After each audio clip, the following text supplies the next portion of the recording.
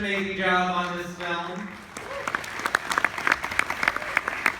So we're going to start our little Q&A with some of the cast and crew of Christine. First up, we have the star of the film, playing Lady Cabot, Alexandra Paul.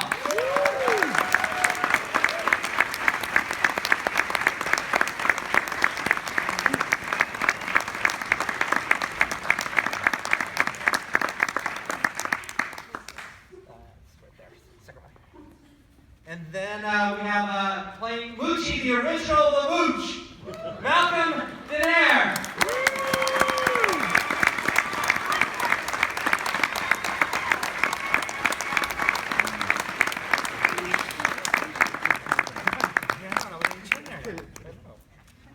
Playing Tony Riveti, William Ostrander.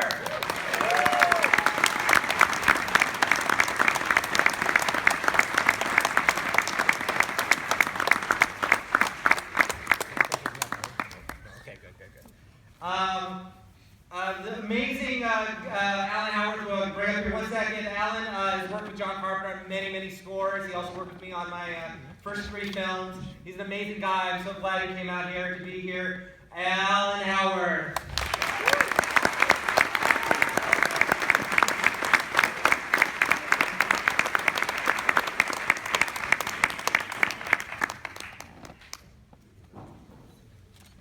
And the amazing cinematography in this movie, I mean, it just looks so rich and so amazing, and Christine looks so beautiful, and that was due to cinematographer Donald Morgan.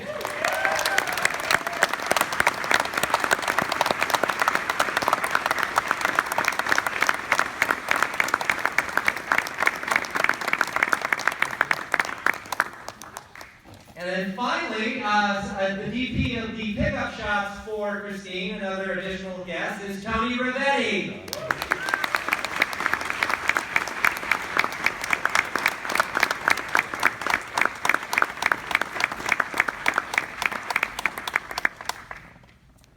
All right, here we go.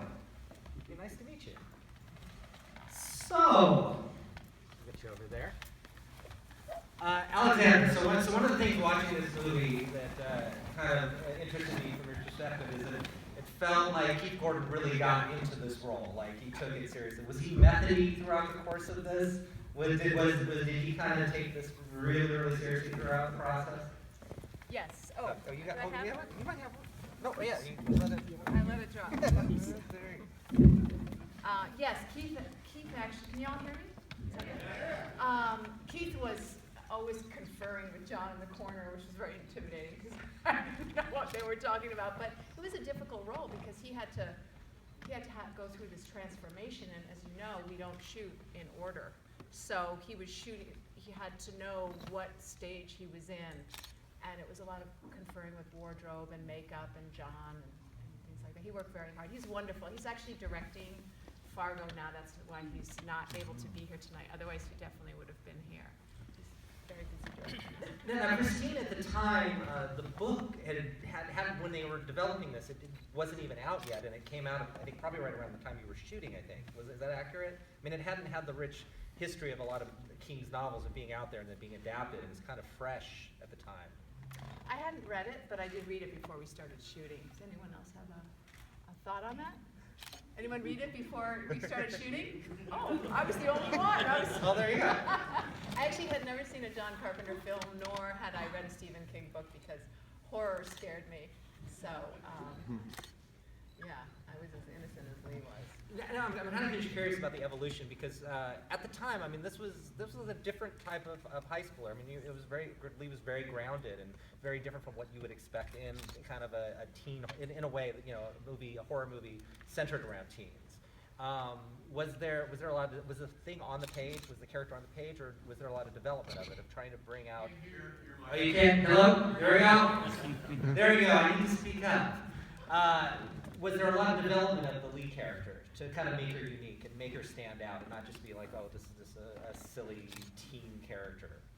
Because she's very strong, I know that John cast me because he felt that I had this innocence that he needed for Lee, because all of you were not very innocent. So to have some, and of course Kelly Preston was lovely also in it. And Yeah. I always kept thinking, why didn't I cast her as Lee? She seemed perfect as Lee. And anyway, so I think he wanted Lee to be the innocent, because Christine was not, and neither were these gentlemen here. So, and Keith becomes not so innocent too. Let's talk about the tormentors of Arnie, and again, those were pretty intense scenes for you guys to do, and I think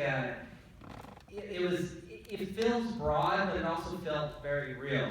I mean, at the time, and there was a lot of that kind of abuse going in school where they just let it happen. I mean, now there's not a lot of tolerance for bullying and stuff. I mean, can you talk a little bit about how you create sort of a balance? Because even as much as you hate him, there's a little bit that you like about him too.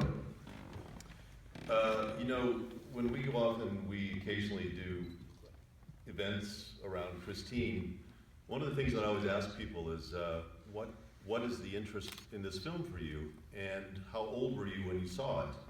And what I found uniformly is that people who saw this in junior high school particularly, and maybe the early grades of high school, are the ones that are the most ardent supporters of this film. And I think because they did such a good job of creating high school archetypes. And so I found that one of the things that John and Bill Phillips did very well was making sure we didn't go over the top, that Buddy Repperton didn't feel the need to punch the teacher out of some actor's need, that you played this fairly real, I think, for how things were. And I think there were some interesting stories Malcolm could tell you about the audition process for Buddy Repperton and the group of guys. Some of them came in because the audition scene we had was with the knife at the shop. And some of the guys thought it would be clever to get really violent in the audition, and that just didn't go. So there was a real interest I think, in trying to sort of, behave in manners that people could really relate to, as opposed to over the top. The actor who played the teacher, I don't know his name, he was really good. David Spielberg, I think his name was, wasn't it? Yeah, I mean, the two of you, I mean, that was a really interesting scene too. I mean, he didn't back down. That scene was shot 180 times. I'm serious. I'm serious. It was 180 times that we shot that scene. Holy. Why? Because every shot was shot at least 3 times, and there were multiple angles. Yeah. So by the time we did, that's the only scene we did the whole day, and it was shot about 180 times. That's amazing. We shoot our movies in 18 days, so. You have 180 shots the entire movie. Exactly. I just had so much hair back then. By the way, thank you for coming, by the way, I did say that. No, you were talking about the scene in the shop. What was really interesting is that Carpenter would tell us, the bullies, he would say, before we shot the scene, we would have to rehearse it. And Carpenter said to me, why don't you go pick on Keith a little bit more, just before the scene starts, and just pick on him. And so Steve Tash, who plays Treylani, I believe the name is, he and I kind of took it a little too far with Keith. So Keith went over to Carpenter before we actually started shooting, and he, and I guess Keith said to Carpenter, can you tell Malcolm not to, do so much picking on me? And so Carpenter came over to me and he said, Malcolm, come here. I go, yeah? And he goes, why don't you pick on Keith a little bit more? So, during the scene, we really, Bill and myself and Steve and Stuart really kind of did some fun stuff there. You have the scene in the alleyway is actually one of the images that you see a lot in the stills and stuff. It's kind of one of the iconographic images of that movie. Also, you could tell if you did like 100 takes for that thing. Were you guys running the entire time? I mean, how much did you run? Oh, God, I mean. Just for both of those things. It was, you know, the alleyway scene, it took 3 days to shoot that scene. So, you know, John Carpenter really likes his angles and likes his wet streets and wet alleys and all that sort of stuff. But, so it was really scary. It was actually extremely scary to run and do all that sort of stuff in front of the car. Terry Leonard was the stuntman in the car. And I said, Terry, I've got to run in front of this car. What if I slip and fall? He goes, don't worry, Malcolm. I'm only going to be driving the car as fast as you're running. So, won't the car still go over me? Well, Don can talk more about that one too, because he shot it. Yeah, so Don, the thing that's I'm really interested about is the richness of this movie, and especially in the colors and of capturing Christine, and you know, trying to make sure that the colors always popped and looked right, and creating this ominous look and feel. How much time did it take to light individual scenes and to really make it perfect? Because this movie is about the beauty of cars in some ways. Well, I got to tell you that, excuse me, I'm not emotional. I ate some of the fucking popcorn. Christine didn't make you choke. Yeah. I'm going to let this guy talk for a minute. Get some water, please. Get some water. This was my assistant on it that put me over. So let's talk a little bit. So Tony, they do the pinups. You were also on the camera focus puller. Oh, okay. And I got to say, John was very visual. There was one lens in particular he loved to use, is the 55 macro. And as a focus puller, you're always worried about the flares. And I brought it up to John one day. I just can't keep these flares out of the lens. And he says, I have a plan for that. Everyone's going to have a music cue. And so, as you saw in the film, he used it wisely. That's a good segue for Alan to talk a little bit about the music and your relationship with John. Because you started with John, I believe, on Escape from New York, right? Yeah, so my first movie with musical scoring at all was John Carpenter on Escape from New York. Then I went ahead and did Halloween 2 while he was shooting The Thing. We did some pickups on The Thing, and then I believe Christine was next up. As John said, after the debacle of the marketing of The Thing, he was looking for a job. So he stepped up to the plate, obviously, on Christine, and still did what John Carpenter does well. So when you do the music, you come in at the end, movie's already been shot.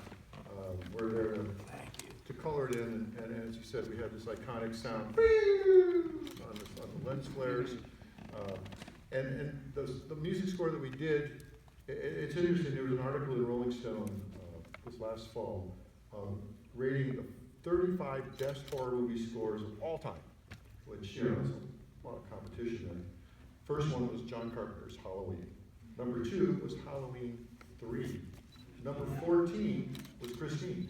So out of the 35 best horror movies of all time, and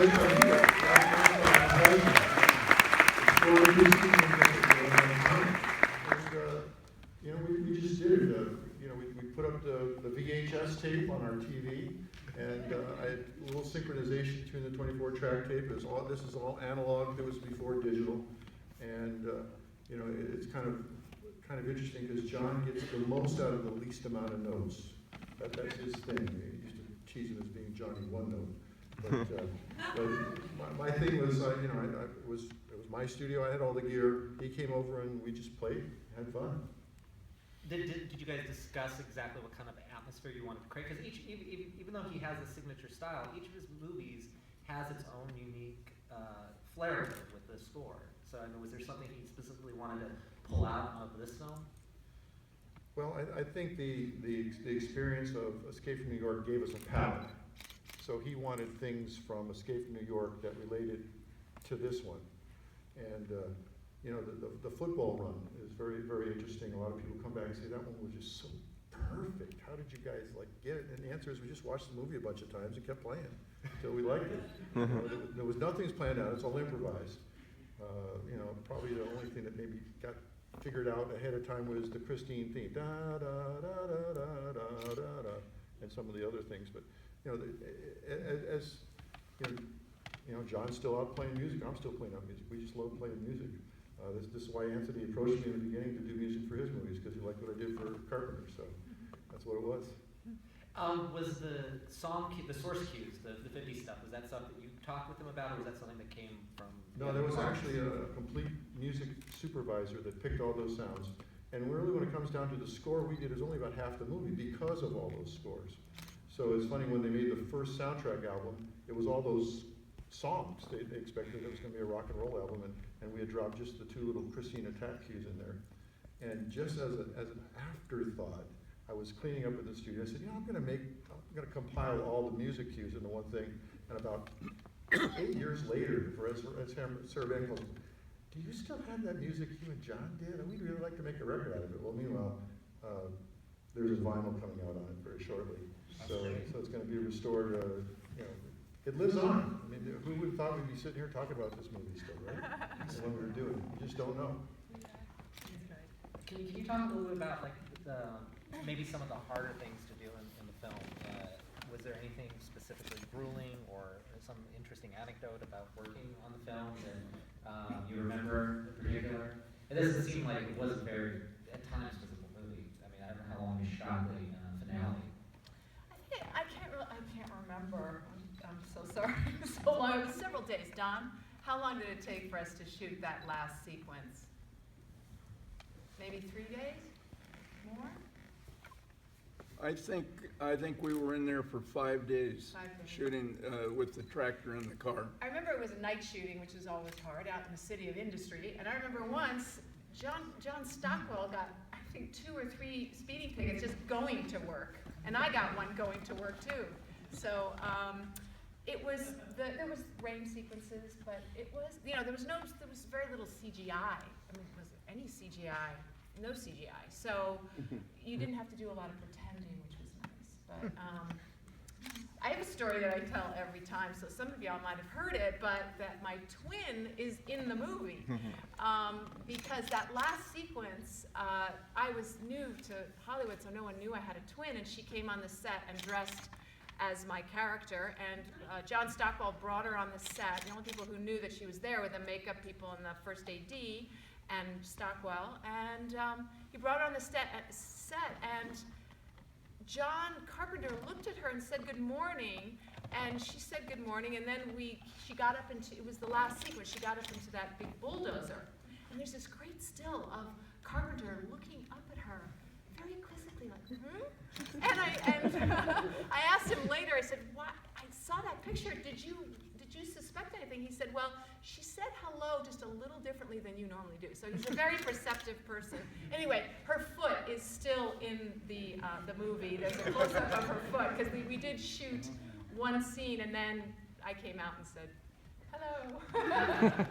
When shooting the film, was there a protectiveness of Christine? Did people treat Christine very human-like at times? I mean, was there... There were 23 of her, right? Yeah. 23? Wow. Don, I think? I don't remember exactly how 21 many, or but I know 23. they had a full-time body shop attached to the garage, and every time they'd wreck one, they'd pull parts off of it and they'd be fixing them.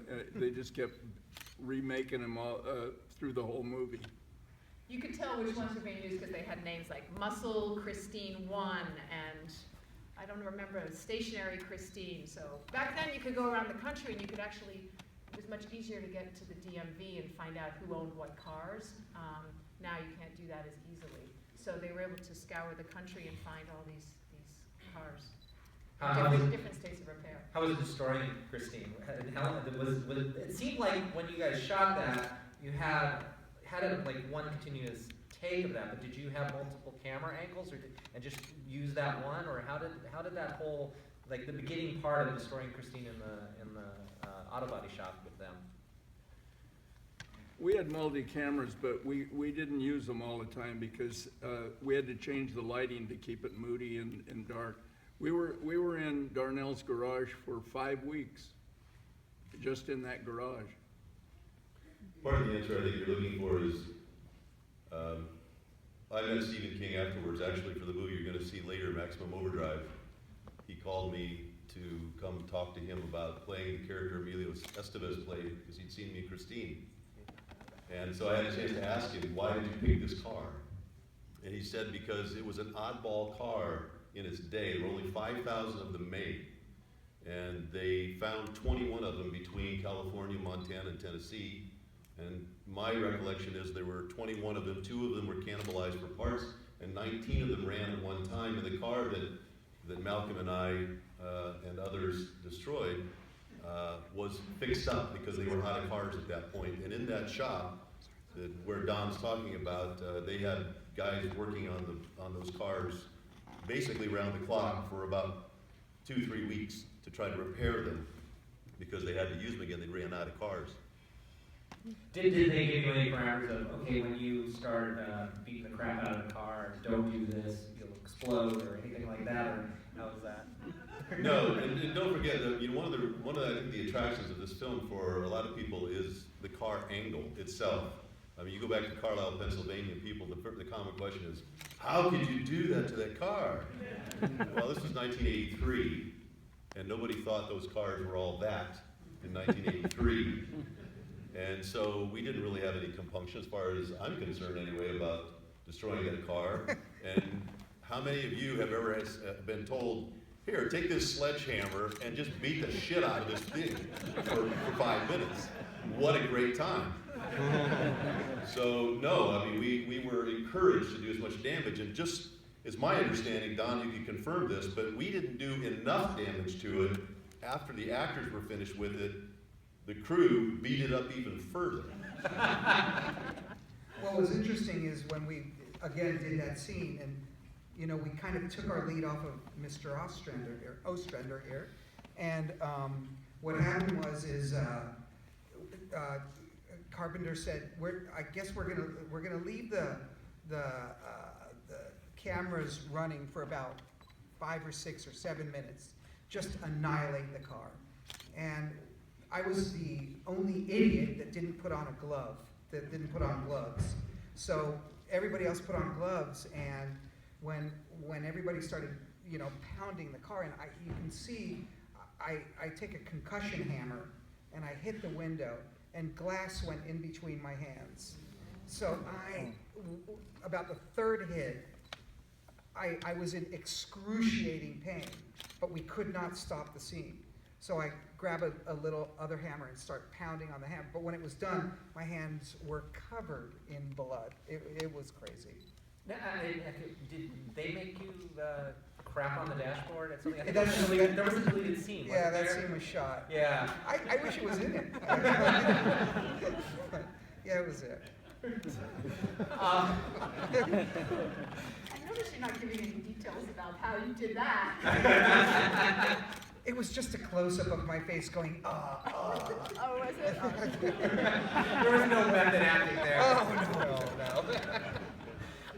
The other thing too that I'm fascinated about is the reversing the destruction of the cars and how long that took. And was that principal, or was that second unit, or was it a mixture of the two? And how did you guys figure out how to make that look good? A lot of times when you reverse a shot, it looks awkward, it doesn't look right. But here, it looks really organic. Was there tests done initially in pre-production? I mean, how did you come about creating that? But again, like we said, there's no CGI in this movie. Well, you know, they had a bunch of fenders and stuff that were made out of some kind of plastic that popped back out, and it just looked phony. So after the movie was done and they cut it, they decided that they needed a lot more of the healing, and that's when we went to Roy Orbergas's. He had a ranch, and we went out there and we worked. I don't know how many days we were out there, but several, just doing pieces of the car coming back together. They would. What we did was hydraulically, they would cut all the braces out, and hydraulically, they would pull the stuff in, and we'd have the camera upside down so that when when it was turned the right way, it was popping out, and that's where they got a lot of those great shots of the car healing itself. Was there any other pickups that were done in post, or was it just mostly car stuff that you needed to do? No, mostly car. Yeah, by shooting it upside, let me just say that, by shooting it upside down, John just took the film and reversed it, projected it just the opposite way, and it gave it the look of it, coming back to life. What was the response to the film when it came out? I know a lot of things with Carpenter's movies, aside from Halloween and The Fog and He Can Escape New York, a lot of his other films, they grew after the fact. The Thing, which everybody was reviled when it came out, and it's now considered a classic. And Christine, I think, had a little bit of that too. I think some of the critics took it to task, but it's grown into this cult film. I mean, all his movies. You go back and go to They Live, which is more, it has a lot more to say now than it even did then. He seems to be always kind of ahead of the curve on this stuff. So can you talk about the reception and how you guys felt when you saw the film finished? I remember it not making a huge splash at all. The budget was about $8 million. Is that right? 8 million? It wasn't huge. That's what I got. Yeah. I don't remember it being, a huge success or anything, but it has grown amazingly, thanks to you all. Thank you. Well, I would probably remind people, prior to Christine, Stephen King didn't have such a good track record. So I think, in fact, probably for some of my cohorts here, when we got a call saying, hey, we wanted to do a horror film, back in the early 80s, horror films were B movies, and if you took a job doing a horror film, it kind of meant your career was going this way. And the thing that made us kind of go, oh, wait a second, is because, first of all, it's John Carpenter and Stephen King adding to it, but he didn't really have a great track record of his films. They didn't seem to translate well. This was the first film that actually sort of started taking him down a path of, hey, these are bankable, viable stories. So I don't think that it made a big splash, but who would have guessed 34 years later we're still here, this thing's got legs. And again, thank you for all of your attention. I'm going to take a few questions from the audience. We've only got about 5-6 minutes here, so anybody has some questions here? This person right there. I'm just curious, and I don't know how well you guys can answer this one, but it's related to the character Christine Carr. In the movie, the choice seems to be clear that the car is evil in itself. Whereas I seem to recall from the book, the owner of the car, loving the car so much, creates this monster out of the car. And the car kind of lives on, and his spirit is in the car. As if even his spirit shows up in one of the kill scenes. Do you know anything about the choice to kind of create the car as evil incarnate and take that spiritual and another aspect that Stephen King wrote in the story out of it? The question is about the tension in the movie. It's the car that's evil, not possessed by the previous owner. Does anybody have any thoughts about the direction and the change from the book to the script or scene? I've heard Keith answer that question, but I'm sorry, I can't remember. So when he's around, definitely ask him. Another question. Anybody? Can't see anybody in the balcony, but all right, we'll go right here. Yeah, I'm just wondering, I noticed every time you take over, it was like the last wall, it's like really blue, super dark. I'm wondering how like it was driven. So his question is he noticed every time Christine kind of gets evil and tries to kill someone, it's very dark, it's blacked out. And his question is, how difficult was it for the car to be driven when you can't really necessarily see out of it? Was that a problem? Was that a problem shooting? Anybody have? Yeah, you probably have experience with that. You want that, Don, or should I take it? No, go ahead. The only time that I actually, well, when the car window screens were darkened, they were using helicopter lights sometimes for the car itself, because those were not just regular car lights, they were super bright. So they actually was a little bit easier to see. In the scene where Terry Leonard's driving the car out of the gas station, the car was covered in rubber cement. That's what kept it alight. And it was over the windshield and everything else because it was trying to mask him. And when he backed out of the garage, he was doing that by feel. he couldn't see, and he basically hit those gas pumps. He was slightly off, but he hit them well enough, but he said to me, I couldn't see a thing. Were those actual gas pumps that were active, or were they fake? No, across from Magic Mountain, they built that entire set. And it looked real enough that people were pulling in asking for gas when we were filming. But no, that was totally built, and that heat was so, there was so much heat when they burned that thing. We were about at least 500 feet away, and it was super hot on your face. And we got kind of time for her, maybe 2 more questions, or one? 2 more questions. Anybody? There's someone over. Yeah, I think there's someone in the back, right? Or no? Yeah. What was it like working with John Carpenter? What was his demeanor? Was he a tough director to work with? Was he overly prepared, enthusiastic, or what was he actually like? So the question is, what was John Carpenter like to work with? He was awesome. He was a huge practical joker. I'll say that this one thing. There was one of the producers on the film, Richard Kobritz, would drive every day to the set in his beautiful Porsche. And he would get out of his beautiful Porsche and put a car cover over it. So one day John Carpenter basically told everybody on the set, we're going to move his Porsche, put a Volkswagen there, and put a car cover over it.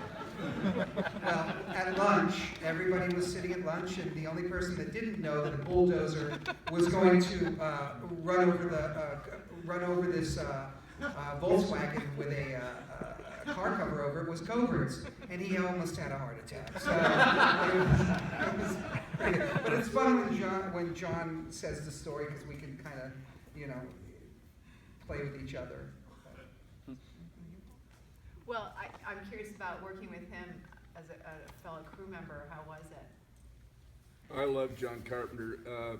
I did 3 movies with him. The first one was Elvis. yeah, Elvis, and then Christine, and then Starman. It was great. I was very insecure on that movie. It was my first feature, and like I said, I always felt Kelly Preston should have gotten the lead role. Why did he cast me? So there's this scene where I'm supposed to cry with John Stockwell, and I couldn't cry. So John pulls me. He wants me to cry, and I can't. So he pulls me aside, takes me to his bus, and guess what? I start to cry in the bus, and I say, "Why did you cast me? I don't understand why you cast me in this." And he looked at me. He was pissed off, actually. He looked at me, he goes, "You think I would, I said, "I think you just felt sorry for me." And he looked at me so angry. He goes, "You think I cast you as a lead in my film because I felt sorry for you?" Yes. And he told me later that he was totally freaked out about this 19-year-old girl just weeping in his trailer because he didn't know how to handle it. He wasn't an emotional guy, and so he didn't know how to handle it. And I went back and I couldn't cry in the scene. So when you were crying in the trailer with John Carpenter, how did that go? We cuddled. No, I think in answer to your question, I have one story that I think sort of talks about John and describes the way he goes about his filmmaking. In the scene where I'm running down the middle of the road, you gotta go, okay, why am I running down the middle of a road when there's a car chasing me? So I asked John, and he said, because it's a movie. And to me, that sort of describes the character of John Carpenter and his approach to movies. He's wanting to have fun, and he realizes that it's a medium that you have to suspend your disbelief. And I think that one of the things that resonates in his movies is we're still laughing about jokes from 30, 40 years ago. And it's because John has a sense of humor. He doesn't take himself too seriously, and he's a brilliant guy. So it was really fun working with him because you could say, hey, do you want this on this scene A, B, or C? And you go, you know what, let's do B. Got it. That's actually one of the most interesting things about the movie is the humor doesn't make it a comedy. It's grounded in character humor, which is a very tough balance to have. We're laughing at things in the film, but it's still all grounded. And I think that's when it really works in these kind of movies, if you can kind of have that balance. I also wanted to ask Alan, because Alan's worked with John too, working with John just a little bit, because you did 7, 8 movies with him. Totally relaxed. he told me that scoring his movies was the only time he could take a vacation. So he could stop being the director, stop being responsible for the money, stop being responsible for the edit, and he had already gone through the edits. The movie's coming to our end, so he's lived it. So the shoes come off, the cigarettes come out, the coffee things. He's fooling around my kitchen making toast and just being a regular guy, and that was him, you know. And I never thought of him as somebody that was bigger or smaller than the person I was just looking. He's just another guy, and that's the way he wanted to be treated. See, that's the important thing about this stuff, is just let people be themselves. And it was very casual, and we did a little smoking and a little having fun there, and that was part of the atmosphere we were in those days. Kind of Cigarette smoking. My wife always had to clear out the room after we were done. Well, I want to give a couple of special thanks here. One to Will Smith here at American Cinematheque. Also to Joe Quintanilla, who organized a lot of this stuff. He's an amazing guy. Please follow him. He does great work for all of us. He's got a lot of work out there. I want to thank everybody here on the panel for coming out on a Thursday night. I love Christine. I'm glad to have Christine a party, to both as a moviegoer, but then a little later as a filmmaker. And I want everybody to have a big round of applause for all these amazing people. And Bill Gibson. Sorry, Bill.